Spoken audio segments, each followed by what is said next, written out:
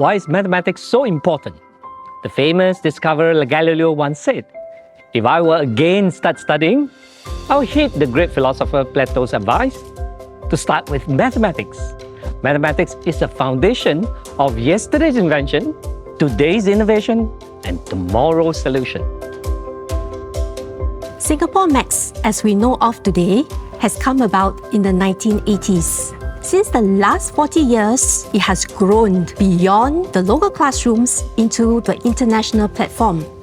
It has also been used in the teaching curriculum in the United States, United Kingdom, and Canada. Mathematics is not just about formulas and procedures. Mathematics is more than just being able to know how to do it.